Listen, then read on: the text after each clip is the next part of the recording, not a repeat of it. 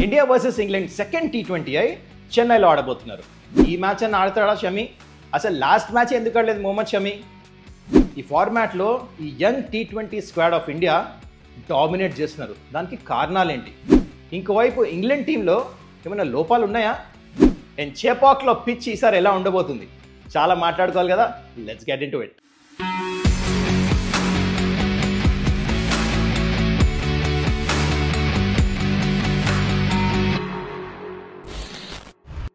నమస్కారం, welcome to Suman's dugout. ముందు చాలా మ్యాచ్లు ఉన్నాయి. మీరు ఒక్క అప్డేట్ కూడా మిస్ అవ్వద్దంటే ఒక్క విషయం వితౌట్ ఫెయిల్ చేసేయాలి. అదేంటంటే కిందకెళ్ళి సబ్స్క్రైబ్ బటన్ నొక్కేసేయండి. చలో let's get into the burning question directly. Mohammed Shami last match ఎందుకు ఆడలేదు? అసలు ఈ మ్యాచ్ అన్న ఆడతాడా లేదా చెన్నైలో? దీనికి ఆన్సర్ ఇచ్చే ముందు మీకు చాలా ఇంట్రెస్టింగ్ స్టాట్ చూపిస్తాయి చూడండి. 2024 నుంచి అంటే last 12 months recent form of England batters stat చూడండి. Against spin and against fast bowling రెండు స్టాట్స్. ఇది ఫాస్ట్ బౌలింగ్కి దుమ్ము లేపేస్తున్నారు. 10.2 runs per over కొడుతున్నారు. This is one of the best. England ఇంకా ఆస్ట్రేలియా ఇద్దరు ఫాస్ట్ బౌలర్స్కి చాలా మంచిగా ఆడుతున్నారు in all phases of the game. అదే స్పిన్నర్స్కి వచ్చేసరికి they are one of the worst. Average పడిపోయింది, వికెట్లు పడిపోతున్నాయి, రన్ రేట్ కూడా 8 runs per over అంతే. సో ఇది ఇండియన్ మేనేజ్మెంట్ గమనించారు. అందుకని ఎక్స్ట్రా స్పిన్నర్ని ఆడిపించారు ఇక్కడ, దాంట్లో డౌటే లేదు. సో మొహమ్మద్ షమీని ఎందుకు ఆడిపిలేదంటే it is not because of his form, it is because of England's batters form against spin. అది దృష్టిలో పెట్టుకొని ఇండియా కమ్స్ ఫస్ట్, మ్యాచ్ గెలుస్తాం ఇంపార్టెంట్. అందుకనే ఇక్కడ మొహమ్మద్ షమీకి ఇక్కడ ఆపర్చునిటీ దొరకలేదు. అయితే as a Indian fan, as a Shami fan, as a SRH fan మీకు మైండ్లో ఈ క్వశ్చన్ రావచ్చు. హలో బ్రో, మొహమ్మద్ షమీ ఒక్క మ్యాచ్ అని ఆడతాడా లేదా ఈ సిరీస్లో? ఇంగ్లాండ్ స్పిన్నర్స్కి మంచిగా ఆడారని మీరు చెప్పారు. అయితే ఒక మ్యాచ్ కూడా ఆడాడా షమీ? అని జెన్యున్ క్వశ్చనే. అయితే నా ప్రకారము కండిషన్స్ చేంజ్ అయినప్పుడు మొహమ్మద్ షమీకి ఆపర్చునిటీ దొరుకుతుంది. ఈ మ్యాచ్ కూడా చెన్నైలో బహుశా దొరకపోవచ్చు మొహమ్మద్ షమీకి ఆపర్చునిటీ. కానీ ముందు మ్యాచ్లు ఎక్కడ ఉన్నాయి? పూణేలో, రాజ్కోట్లో, ముంబైలో. ఇది చిన్న గ్రౌండ్స్, ప్లస్ ఇక్కడ స్పిన్నర్స్కి బాల్ ఎక్కువ టర్న్ అవ్వదు. కావాల్సింది ఫాస్ట్ బౌలర్స్, వెట్ కండిషన్స్లో యార్కర్స్ వేసే బౌలర్. ఇక్కడ ఎక్స్ట్రా ఫాస్ట్ బౌలర్ వస్తాడు, అప్పుడు మొహమ్మద్ షమీ ప్లేయింగ్ 11లో వస్తాడు.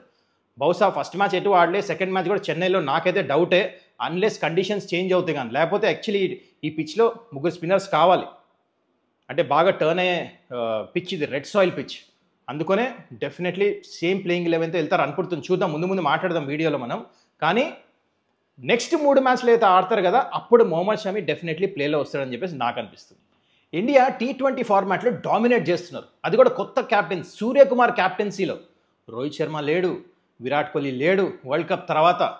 అప్పటి నుంచి ఇప్పుడు దాకా అన్ని సిరీస్ డామినేట్ చేస్తున్నారు, ఒక్క సిరీస్ ఓడిపోలే. దానికి కారణం ఏంటని ఎప్పుడైనా ఆలోచించారా మీరు? I tell you the reasons. చూడండి ఈ స్టాట్స్ చూడండి. ఫస్ట్ బ్యాటింగ్ వైపు వస్తాం. జనరలీ ఏ టీమ్స్ అయినా టీ20 ఫార్మాట్లో ఫస్ట్ 6 ఓవర్స్లో ఫాస్ట్ ఆడతారు, లాస్ట్ 3-4 ఓవర్స్లో ఫాస్ట్ ఆడతారు, రన్స్ వస్తే అది కామనే. కానీ ఇండియా ఏం డిఫరెంట్ చేస్తుంది అంటే ఇది చూడండి స్టార్ట్. 7 overs నుంచి 15 overs గేమ్లో చాలా ఇంపార్టెంట్. అక్కడ India almost 9.6 runs per over కొడుతున్నారు, అంటే close to 10 runs per over కొడుతున్నారు. దానికి కారణము సంజు శాంసన్, అభిషేక్ శర్మ పవర్ ప్లే తర్వాత కూడా దంచుడు. తిలక్ వర్మ వచ్చి దంచుడు, సూర్యకుమార్ వచ్చి మళ్ళా షాట్స్. సో ఆగట్లేదు. సో ఆ టెంపోతో ఆడుతున్నారు కాబట్టి 200+ runs అచీవ్ చేస్తున్నారు. దాంతో అవతల టీంకి కష్టం అవుతుంది చేజ్ చేస్తాం. ఈవెన్ ఇండియా చేజ్ చేస్తున్నప్పుడు ఈజీగా చేజ్ చేసేస్తున్నారు, టార్గెట్ చూడట్లే. They are just playing that extra fast ultra aggressive cricket game plan ఉంది. ఇప్పుడు బౌలింగ్ వైపు వద్దాం. ఎస్, పాజీ అబ్సల్యూట్లీ ఫెంటాస్టిక్ బౌలింగ్ వేస్తున్నాడు, పవర్ ప్లేలో వికెట్స్ తీస్తున్నాడు, డెత్లో కూడా మంచిగా వేస్తున్నాడు. కానీ ఇండియాకి అసలు మెయిన్ ఇక్కడ మ్యాటర్ ఏమవుతుందంటే ఇక్కడ కూడా మిడిల్ ఓవర్స్ 7 to 15 overs మధ్యలో వరుణ్ చక్రవర్తి చక్రం తిప్పుతున్నాడు. సౌత్ ఆఫ్రికా సిరీస్, మళ్ళీ లాస్ట్ మ్యాచ్ కూడా మీరు చూస్తే అక్షర్ పటేల్ వస్తున్నాడు, బిష్నోయ్ వచ్చి వికెట్లు తీస్తున్నాడు, సూర్యకుమార్, వీళ్ళ ముగ్గురిని పర్ఫెక్ట్గా మిడిల్ ఓవర్స్లో యూజ్ చేస్తున్నాడు. స్టాట్స్ చూస్తే మీకు అర్థమవుతుంది. ఇండియాకి లీస్ట్ యావరేజ్ ఉంది 7 to 15 ఓవర్స్లో 2024లో. అందుకనే ఇండియా టీ20 ఫార్మాట్లో డామినేట్ చేస్తున్నారు. There is a reason. ఒక స్ట్రాటజీ ప్రకారం ఆడుతున్నారు, అది వర్కౌట్ అవుతుంది. అందుకనే వేరే టీమ్స్ ఇక్కడ ఉంటే ఈ యంగ్ టీ20 స్క్వాడ్ ఇండియాది ఇక్కడ ఉన్నారు. అయితే ఇప్పుడు మనం ఇంగ్లాండ్ టీ20 స్క్వాడ్ గురించి మాట్లాడుకుందాం. మరి ఈ టీంలో ఏమైనా వీక్నెసెస్ ఉన్నాయా? జనరల్ వీళ్ళు ఆల్ బేసెస్ కవర్డ్. టీ20 పుట్టిందే వీళ్ళ దగ్గర మనకు తెలుసు. ఫాస్ట్ బౌలర్స్, ఆల్రౌండర్స్, స్పిన్నర్స్, దాని తర్వాత ఓపెనర్స్ కానీ, మిడిల్ ఆర్డర్ బ్యాట్స్మెన్ కానీ అల్ట్రా అగ్రెసివ్ ఆడతారు. కానీ ఒక్క లోపం ఉంది వీళ్ళ దగ్గర. అదేంటంటే కాస్త వికెట్ స్లో ఉన్నప్పుడు, బాల్ టర్న్ అవుతున్నప్పుడు వీళ్ళు స్ట్రగుల్ అవుతున్నారు. ఇందాక నేను చెప్పా ఇదే విషయం. వీళ్ళ లోవర్ ఆర్డర్ బ్యాటర్స్ కూడా కొత్తగా వచ్చిన వాళ్ళు ఇండియా ఫస్ట్ టైం టూర్ చేస్తున్నారు. కొంతమంది జెమీ ఓవర్టన్ కానీ, ఇంకా వేరే బ్యాటర్స్ కానీ, స్పిన్ అంత మంచి ఆర్డర్, అది ఇండియా ఎక్స్ప్లాయిట్ చేస్తుంది. వీళ్ళ వీక్ పాయింట్, ఏకైక వీక్ పాయింట్ అదొకటే. మిగతా పరంగా చూస్తే England is a very very strong squad. అయితే ఇప్పుడు మనం బోత్ ద టీమ్స్ది ప్లేయింగ్ 11 ఏముండబోతుందో ఈ మ్యాచ్కి చూద్దాం. ఈ పరిస్థితులు, ఈ కండిషన్స్ పరంగా చూస్తే చెన్నైలో ఫస్ట్ ఇండియన్ ప్లేయింగ్ 11 చూద్దాం. సేమ్ స్క్వాడ్ ఉంటుంది అనిపిస్తుంది నాకు. మొహమ్మద్ షమీకి బహుశా ఈ మ్యాచ్ కూడా ఆపర్చునిటీ దొరకపోవచ్చు ఇందాక చెప్పినట్టు. ఎందుకంటే ఎక్స్ట్రా స్పిన్నర్ కావాలి ఇక్కడ. రెడ్ సాయిల్ వికెట్, బాల్ బాగా టర్న్ అవుతుంది. సో బిష్నో ఆడొచ్చు, కంటిన్యూ చేస్తాడు ఈ మ్యాచ్ కూడా. ఎందుకంటే పెద్ద గ్రౌండ్ చెన్నై, సైడ్ వేస్లో లాంగ్ బౌండరీస్, ముందేమో కొంచెం స్లైట్లీ షార్ట్ బౌండరీస్, కానీ సైడ్ బౌండరీస్ చాలా పెద్దవి. ఆ స్పిన్నర్స్ని, లెగ్ స్పిన్నర్ వేసినప్పుడు గుగ్లీని మిడ్ వికెట్ పై నుంచి కొడతాం, కష్టం ఉంటుంది. వికెట్స్ పడచ్చు అక్కడ ఇంగ్లాండ్కి. ఇందాక చెప్పినట్టు స్పిన్నర్స్కి కాస్త వీక్, మీకు తెలుసు కదా. అందుకనే బహుశా ఐఎమ్ ఎక్స్పెక్టింగ్ ఈ మ్యాచ్ కూడా సేమ్ ప్లేయింగ్ 11తో ఇండియా వెళ్ళొచ్చు. నేను ఇంకోవైపు ఇంగ్లాండ్ ప్లేయింగ్ 11లో డెఫినెట్లీ ఒక చేంజ్ ఉంటుంది. ఎందుకంటే ఇందాక మీకు చెప్పినట్టు రెడ్ సాయిల్ వికెట్ ఇది చెన్నై, ఒక ఎక్స్ట్రా స్పిన్నర్ కావాలి వాళ్ళకి. సో లాస్ట్ మ్యాచ్ గస్ ఎట్కిన్స్ అని ఒక ఫాస్ట్ బౌలర్ ఆడాడు. తన ప్లేస్లో రియాన్ అహ్మద్ అని ఇంకొక లెగ్ స్పిన్నర్ని తీసుకొస్తాడు. ఎటో ఆదిల్ రషీద్ ఒక లెగ్ స్పిన్నర్ ఉన్నాడు, తనకి తోడుగా ఇంకొక లెగ్ స్పిన్నర్ కంపల్సరీ కావాలి గ్రౌండ్లో. ఎందుకంటే కష్టమవుతుంది, ఒకటే స్పిన్నర్ వేయాలి. అది కూడా Livingstone is a part time bowler. So తన మీద భరోసా పెట్టుకోలేరు ఇంగ్లాండ్, అందుకని ఎక్స్ట్రా స్పిన్నర్ ఆడిపిస్తారని నాకు అనిపిస్తుంది. ఇప్పుడు ది మోస్ట్ ఇంపార్టెంట్ పిచ్ గురించి మాట్లాడదాం. చేపాక్ పిచ్. ఈ యావరేజ్ స్కోర్ చూడండి, లాస్ట్ 2 years నుంచి చూపిస్తున్నాం మీకు. 18 మ్యాచెస్ ఆడారు ఈ గ్రౌండ్లో. అయితే దాంట్లో యావరేజ్ స్కోర్ వచ్చేసి 170 అరౌండ్ ఉంది. విన్నింగ్ స్కోర్ వచ్చేసి 188. ఇంతకుముందు యాక్చువల్లీ తక్కువ ఉండేది, కానీ లాస్ట్ 2 years నుంచి పిచ్ చేంజ్ అయింది. మంచి బ్యాటింగ్ వికెట్ లాగే ఉంది, కానీ బాల్ టర్న్ అవుతుంది. కాకపోతే ఈ స్కోర్లు ఎందుకు ఎక్కువ చూస్తున్నారంటే చెన్నైలో ఈ మధ్య చాలా డ్యూ వస్తుంది.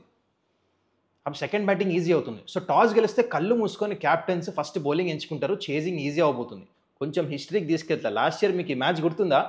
CSK versus LSG.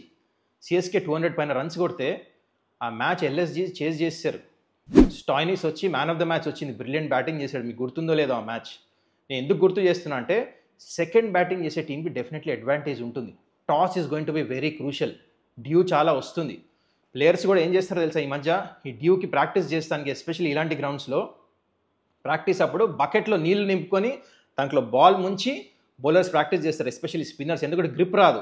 And fast bowlers కూడా బాల్ హెవీ ఉన్నప్పుడు యార్కర్స్ వేస్తాం రావాలి, అందుకని ఇలాంటి ప్రాక్టీస్ చేస్తారు. సో ఈ match toss is going to be very crucial. And pitch మాత్రం ఇంత స్టార్ట్ చూసారు కదా, యావరేజ్ స్కోర్స్ అన్ని. అండ్ సెకండ్ బ్యాటింగ్ మాత్రం డెఫినెట్లీ అడ్వాంటేజ్ ఉంటుంది. So let's get into the last part of the video. Me favourite part of the video కూడా నాకు తెలుసు. ఈ మ్యాచ్ ఎవరు గెలవబోతున్నారు? అయితే లాజికలీ, ప్రాక్టికల్గా ఆలోచిస్తే, ఫామ్ ప్రకారం ఇండియా స్ట్రాటజీస్ ఎట్లున్నాయో, ఇంగ్లాండ్ వీక్ పాయింట్స్ ఇందాక మనం డిస్కస్ చేసాం, ఈ పరంగా చూస్తే మాత్రం ఇండియాకే ఎక్కువ ఛాన్స్ ఉంది మ్యాచ్ గెలుస్తానికి. అయితే T20 format will always give you surprises. Especially toss ఇందాక చెప్పినట్టు ఫరక్ పడుతుంది. ఒకవేళ ఇంగ్లాండ్ టాస్ గెలిచి ఫస్ట్ బౌలింగ్ వేసి తర్వాత చేస్ చేస్తే వాళ్ళ రికార్డ్ చాలా మంచిగా ఉంది, డ్యూ ప్లేలో వస్తుంది. ఒకవేళ ఇండియాని 160 లోపల రెస్ట్రిక్ట్ చేస్తే అప్పుడు ఇంగ్లాండ్కి కూడా ఛాన్స్ ఉంటుంది గెలుస్తానికి. కానీ ఇవన్నీ ఇఫ్స్ అండ్ బట్స్. లాజికలీ ఆలోచిస్తే మాత్రం definitely I will say India to win this game. So మీరు చెప్పండి కింద కమెంట్స్లో ఈ మ్యాచ్ ఎవరు గెలవబోతున్నారు?